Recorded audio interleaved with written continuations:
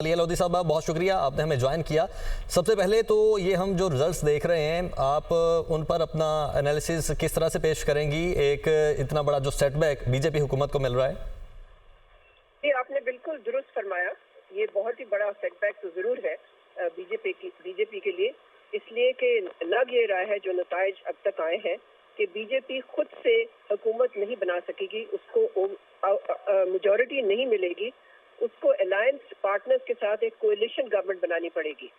और फिर ये कि जो कांग्रेस पार्टी का अलायंस है जिसका नाम इंडिया है, उन्होंने तवक्को से बहुत बेहतर परफॉर्म किया है। तो इससे लगता यही है कि इंडिया में सख्त किस्म की पोलराइजेशन है। ये तो बहुत क्लियर है इस इलेक्शन रिजल्ट से। और फिर ये भी कि वजीर आजम मोदी जरूर गवर्नमेंट तो बना लेंगे, लेकिन उनका मैंडेट कमजोर होगा और उनको हमेशा एक तरह से रिलाय करना पड़ेगा, डिपेंड करना पड़ेगा कोएलिशन पार्टनर्स पे। इसके साथ साथ मैं एक और भी नुक्ता उठाना चाह रही हूँ, बहुत दिलचस्प है और बहुत ही मानी खेज है, और वो है मकबूजा कश्मीर में जो इलेक्शन हुए हैं। आपको पता है वहाँ पर भी पार्लियामेंट्री इलेक्शन हुए हैं, और वहाँ हमने देखा है कि मकबूजा कश्मीर में वैली में एक आज़ाद उम्मीदवार जो है, उसका नाम है इंजीनियर रशीद, वो भरपूर तरीके से जीते हैं वहाँ, और वो जेल में है। भारत ने उनको जेल में डाला है, बल्कि उनकी सारी कैंपेन जो थी उनके बेटे ने रन की। और लगता ये है कि वहाँ के जो नौजवान हैं उन्होंने भरपूर तरीके से उनकी हिमायत भी की और वो जीत गए। उन्होंने उमर अब्दुल्ला को हराया, और एक और भी कैंडिडेट है उनको भी हराया। और ये वोट जो पड़ा है उनके लिए, इंजीनियर रशीद के लिए, वो भारत के खिलाफ है वोट, इसलिए कि इंजीनियर रशीद जो है वो बहुत बड़े भारत के अपोनेंट हैं। वो कश्मीर की आज़ादी की हिमायत करते हैं भारत से, यानी कि, और उन्होंने जो 2019 में भारत ने कदम लिया था उसके सख्त खिलाफ रहे हैं। एग्जैक्टली, आर्टिकल 370 की मनसूखी यकीनी तौर पर उनके लिए बहुत बड़ा जख्म है।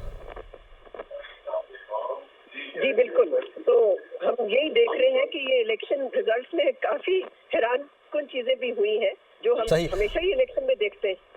सही। और मलिया साहिबा, आप समझती हैं कि इस बार अगर बीजेपी गवर्नमेंट बनाती है तो उनके जो उम्मीदवार होंगे वो नरेंद्र मोदी ही होंगे?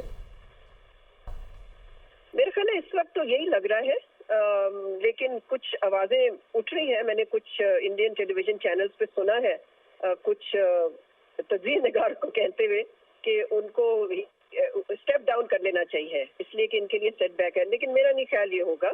मेरा ख्याल है हुकूमत शायद वही बना सकेंगे, लेकिन जैसे मैंने पहले भी कहा कि अभी नताइज आ रहे हैं तो हमें जरा केयरफुल होना चाहिए। सही। मोहम्मद अली साहब, आप क्या समझते हैं? आपसे भी ये क्वेश्चन कि बीजेपी अगर हुकूमत बनाती है तो उनके उम्मीदवार नरेंद्र मोदी ही होंगे आपकी नज़र में? मैं समझता हूँ यकीनी तौर पे उन्होंने एक अपना जो कद काठ और अपनी शख्सियत को जिस तरह से पेश किया है, एक नजरियाती हिंदुत्व के एक पैरोकार और अलंबरदार की हैसियत में, ये तो एक हकीकत है कि उनको एक वाज़े बरतरी और एक बड़ी पजीराई बड़े पैमाने पे हासिल नहीं हुई है। लेकिन ये भी एक हकीकत है कि जो इंतहा पसंद और कदामत परस्त जो हिंदू हैं वो उनके साथ खड़े हुए हैं।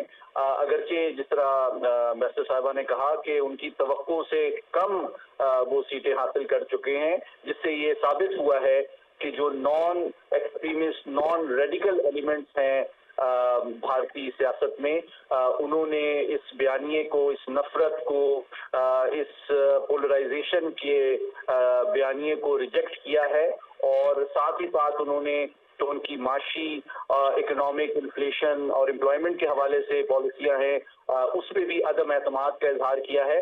तो मैं तवक्को कर रहा हूँ कि अब अगर एक मजबूत और ज्यादा ताकतवर ऑपोजिशन कांग्रेस की जानिब से सामने आती है तो उसका भी आने वाली हुकूमत के ऊपर एक दबाव होगा, जो कि एक रिस्ट्रेनिंग इफेक्ट होगा, जो कि बहुत बैडली नीडेड है, न सिर्फ भारत की अंदरूनी और दाखिली सलामती के लिए, बल्कि इस खित्ते में कोई गैर जिम्मेदाराना हरकत और कार्रवाई से जी बचने के लिए और इस खित्ते में ताकत और अमन के को बरकरार रखने के लिए।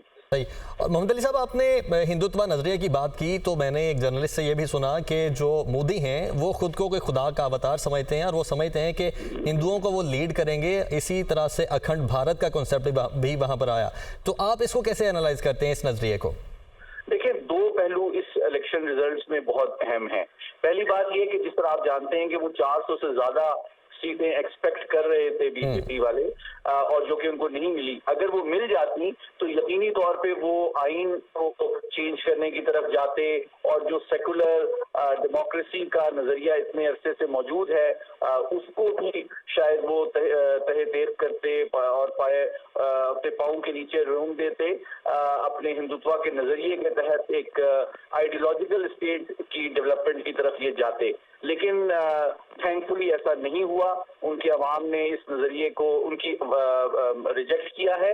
लेकिन दूसरा पहलू, जिस तरह मैंने कहा कि तवक्को ये है कि क्योंकि एक स्ट्रॉन्ग अपोजिशन सामने आएगी जो कि एक रिस्ट्रेनिंग इफेक्ट रखेगी, तो उसके नजरिए उसके नतीजे में मैं तवक्को करता हूं कि भारत की खारजा पॉलिसी, दिफाई पॉलिसी, माशी पॉलिसी में भी एक ज्यादा जिम्मेदारी का अंसर देखने की तवक्को की जा रही है। सही। असद साहब, जिस तरह से मोहम्मद अली साहब ने आइन को चेंज करने की बात की, तो ये भी बाज़गश्त है कि अगर मोदी 2/3 के साथ आते तो ना सिर्फ वो आइन चेंज करते, बल्कि उनका जो प्लान था वो ये भी था कि भारत का नाम भी चेंज किया जाए। इसके अलावा और कुछ ऐसी पॉलिसीज़ हैं जो कि लेके आएँ और जो भारत का आइन अगर उसे सेकुलर स्टेट बनाता है तो उसको भी उसमें से ख़त्म कर दें और ख़ास तौर पर एक हिंदुत्व स्टेट को बनाएं। तो आप समझते हैं कि ये भी एक सेंटिमेंट था जो वहाँ की आवाम को पता था, इस वजह से भी उन्होंने इनको मुस्तरद किया इस दफ़ा? जो हिंदू नेशनलिस्ट सोच थी उसकी मुखालफत भी काफ़ी वहाँ हिंदुस्तान के अंदर पिछले 4 सालों में खासकर पैदा हुई है, क्योंकि जो हिंदुस्तान का एक इब्तदाई तस्वुर था जो गांधी, नेहरू और डॉक्टर अम्बेडकर ने दिया, जिसकी रिफ्लेक्शन उनके कॉन्स्टिट्यूशन जो 1950 का कॉन्स्टिट्यूशन है उसमें हमें नजर आती है, जिसमें सेकुलरिज्म कम से कम थ्योरी में, प्रैक्टिस में ना सही, थ्योरी में तो वो आपको वहाँ जो है वो नजर आता है, जिसको तब्दील करके हिंदुस्तान की आइडेंटिटी को वो रीडिफाइन करने की कोशिश कर रहे थे। मीडिया के जरिए तो उन्होंने किया है, लेकिन कॉन्स्टिट्यूशनल चेंजेस का भी उनका एक इरादा था। लेकिन अब जो सूरत हाल नमूदार हुई है उसमें उस किस्म का इम्कान हमें बिल्कुल लगता है कि जो बीजेपी हुकूमत बनाएगी वो भी एक कोलेशन हुकूमत होगी, यानी नॉन बीजेपी एलिमेंट्स को शामिल करके वो एक हुकूमत बनाएंगे। और अपोजिशन क्योंकि स्ट्रांग होगी, मुस्तहकम होगी और हिंदुस्तान में फैली हुई होगी, चंद स्टेट्स तक नहीं होगी बल्कि मुख्तलिफ स्टेट्स के अंदर आपको नजर आएगी, उसकी वजह से अपोजिशन अब ज़्यादा अच्छी पोजीशन में होगी कि वो जो इंतहा पसंदाना तंग नजरी की जो पॉलिसीज हैं, जिसकी वजह से बीजेपी ने आरएसएस के साथ मिलके एक खास इंतहा पसंदाना सोच को फरोग दिया है, मेरा ख्याल है कि उसको कुछ ठहराव हिंदुस्तान के अंदर हमें नजर आएगा। सही। और मलिया साहब, आप क्या सोचती हैं कि इस सेंटीमेंट ने किस हद तक डैमेज किया कि मोदी का इरादा यही था 2/3 अगर उन्हें मिलती तो आइन को भी चेंज करते और बहुत सारी चीज़ें ऐसी करते जो कि ना तो किसी माइनॉरिटी को कबूल होती है और ना ही शायद दूसरी दुनिया को कबूल होती, खासतौर पर मुस्लिम वर्ल्ड को?